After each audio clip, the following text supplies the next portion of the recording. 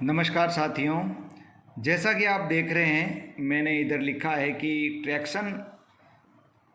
Traction sub station, इसको sub station भी बोलते हैं और ट्रैक्शन सब स्टेशन भी बोलते हैं। पर सप्लाई कैसे आती है?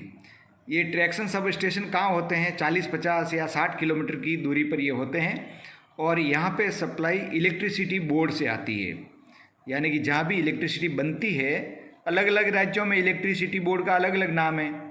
जैसे गुजरात में जीईबी है, गुजरात इलेक्ट्रिसिटी बोर्ड। इस प्रकार हर जगह होता है, वहाँ से सप्लाई आती है। तो वहाँ से कैसे सप्लाई आती है मैं आपको बताऊँगा। जहाँ भी ये सब स्टेशन होता है, ये रेलवे का होता है टीएसएस, वहाँ पे हमेशा 4 तार आते हैं। ये 4 तार है, ठीक है। फेज़ होते हैं, ऐसे 3 फेज़ होते हैं जहाँ भी सप्लाई बनती है, 3 फेज़ों में बनती है। लेकिन वहाँ पे सेम फेज़ की सप्लाई वहाँ पे आती है, लेकिन आती है अलग अलग दोनों। अब क्या होता है, ये सब स्टेशन जहाँ होता है वहाँ पे 2 ट्रांसफार्मर होते हैं।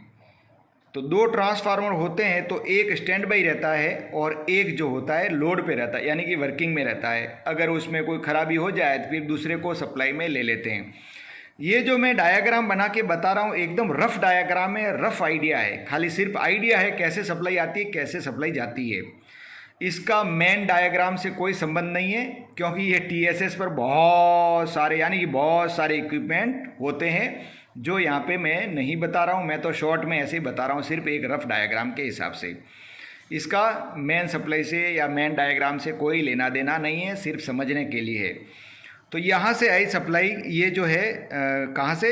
इलेक्ट्रिसिटी बोर्ड से। इलेक्ट्रिसिटी बोर्ड या जिसको जीएसएस भी बोलते हैं। कितनी आती है? 132 केवी। 132 केवी सप्लाई सब स्टेशन पर आती है और 2 फेज़ में आएगी ये ऐसे, ठीक है।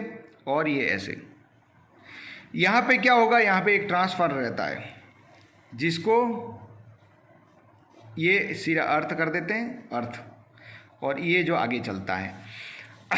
अब ये सप्लाई तो आई, लेकिन इस सप्लाई के अंदर भी बहुत सारे इक्विपमेंट, जो मेन इक्विपमेंट है वो मैं आपको बता रहा हूँ।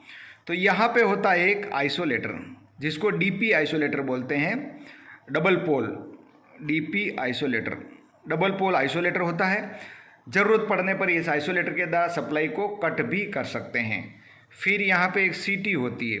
ये सब 132 केवी पे ध्यान रखना, ये 132 केवी, एक सीटी भी 132 केवी का होता है। फिर यहाँ पे एक सर्किट ब्रेकर होता है, जिसको वीसीबी लिख देता हूँ, वैक्यूम सर्किट ब्रेकर, 132 केवी का ये, ठीक है। उसके बाद में एक यहाँ पे लाइटनिंग अरेस्टर रहता है, LA, lightning arrester. Lightning arrester का काम आप जानते ही हैं कि जो आकाशीय बिजली कड़कती है उस समय ये सीधा सप्लाई को अर्थ में कर, नहीं तो ये ट्रांसफार्मर के ऊपर जाएगा, ट्रांसफार्मर को फूंक देगा, ये रहता है। उसके बाद में ट्रैक्शन ट्रांसफार्मर बोलते हैं इसको, ट्रैक्शन ट्रांसफार्मर पे सप्लाई जाती है। इन इक्विपमेंट के अलावा और भी यहाँ इक्विपमेंट होते हैं, उसको मैं नहीं बता रहा हूँ। ये जो मेन बातें हैं वो मैंने आपको यहाँ पे बताई है, इन सब का काम बताया। जैसे इस सप्लाई को अपन को लेने से रोकना है अपने को, तो यहाँ से इस वीसीबी को ट्रिप कर देंगे, तो ये रिमोट कंट्रोल से भी ट्रिप होता है और ट्रैक्शन सब स्टेशन से भी ट्रिप कर सकते हैं। यहाँ पे सारे ऑपरेशन यहाँ रिमोट से भी होते हैं। तो अब ये ट्रांसफार्मर की एक सिरा तो अर्थ कर दिया है और दूसरा सिरा चला यहाँ पे फिर से एक लाइटनिंग अरेस्टर है, LA। फिर से क्यों है? क्योंकि ये 25 केवी बन गई यहाँ पे, ये 25 केवी बन गई है, 132 केवी था यहाँ पे। तो 132 केवी से 25 केवी स्टेप डाउन हो गया है, क्योंकि 25 केवी हमारे पास ज़रूरत है हमें, इसके लिए ऐसा कर दिया गया है। यहाँ से फिर से 25 केवी का एक लाइटनिंग अरेस्टर है। उसके बाद में यहाँ पे एक सर्किट ब्रेकर और भी लगा दिया, 25 केवी का सर्किट ब्रेकर, वीसीबी लिख देता हूँ यहाँ पे, ठीक है। ये जो था 132 केवी तक का था, ये 25 केवी का वैक्यूम सर्किट ब्रेकर जो है, या फिर सर्किट ब्रेकर भी बोलते हैं, वो लगा दिया। फिर यहाँ पे एक सीटी लगा दिया, ये 25 केवी का सीटी है। यहाँ पे जो सीटी था 132 केवी था, ये 25 केवी का सीटी लगा दिया है।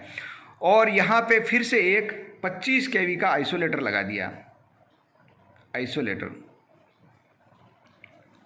यानी कि आइसोलेट करने के लिए, ठीक है।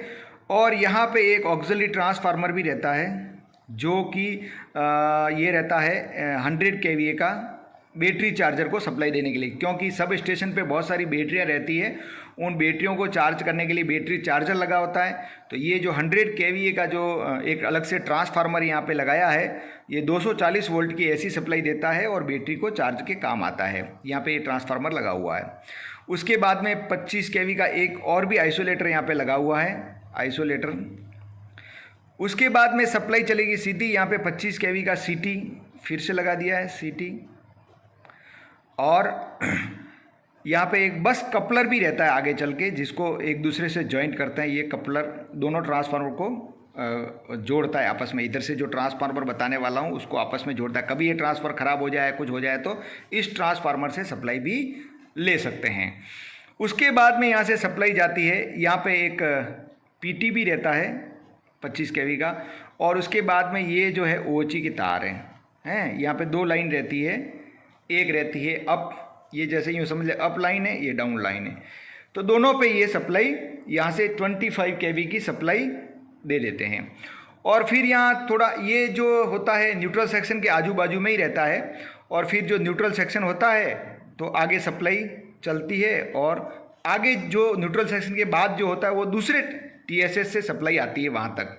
इस प्रकार फेज़ जो होता है वहाँ भी चेंज हो जाता है फेज़। जैसे यहाँ वाई भी दिया तो उधर RY हो जाएगा। इस प्रकार के फेज़ वहाँ पे रहते हैं। तो इसी प्रकार यहाँ भी बना देते हैं। देखो यहाँ पे भी एक ट्रांसफार्मर रहता है, ये जैसा ट्रांसफार्मर बनाया अपन ने, ये ट्रांसफार्मर, ये स्टैंड बाई है, यहाँ अर्थ सेम टू सेम वैसा ही रहेगा। और यहाँ भी लाइटनिंग रेस्ट रहेगा, VCB रहेगा, CT रहेगा, 25 kV का आइसोलेटर रहेगा। और ये ट्रांसफार्मर जो है इधर भी कनेक्ट रहेगा, और यहाँ भी आइसोलेटर रहेगा, यहाँ भी CT रहेगा। और ये भी जो है आइसोलेटर यहाँ पे एक अलग से रहता है दोनों को आपस में जोड़ने के लिए। और यहाँ PT रहेगा, और ये भी OHE को सप्लाई देते। तो यहाँ पे जो ये सर्किट ब्रेकर है, जैसे सर्किट VCB है, इसको ओपन रखेंगे तो क्या होगा, ये ट्रांसफार्मर सर्विस में नहीं रहेगा और इससे सप्लाई जाती रहेगी। लेकिन जब इसको क्लोज सर्विस में लेना है तो इसको भी क्लोज के रिमोट के द्वारा भी क्लोज कर सकते हैं, मैन्युअली भी कर सकते हैं। और ये जो आइसोलेटर है ये नॉर्मल में ओपन रहता है, इसको क्लोज कर देंगे, इधर भी सप्लाई जाएगी। तो वहाँ पे अरेंजमेंट बहुत सारा होता है। ये मैंने एक सिंपल डायग्राम बताया आपको कि 132 से ये 25 kV सप्लाई कैसे जा रही है हमारी OHE के अंदर, एकदम सिंपल डायग्राम है। वहाँ तो क्या है कि जब आप देखेंगे TSS पे जाके बहुत सारे इक्विपमेंट रहते हैं, बहुत सारी रिलेज रहती है, बहुत सारे आइटम्स रहते हैं वहाँ पे।